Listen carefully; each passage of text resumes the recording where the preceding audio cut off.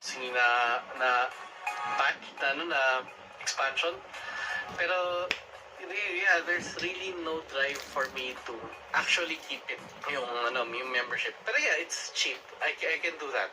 Wala namang problem. Pero yun nga, hindi ko siya ma-enjoy for the main reason that if you get this plan, bare minimum plan nila, ang pinaka-highlight lang talaga is basically the multiplayer.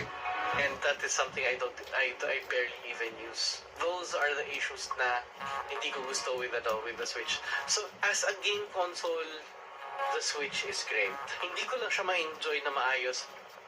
Anyway, so that's my rant for today. So, ayun. Anyway, ayun lang.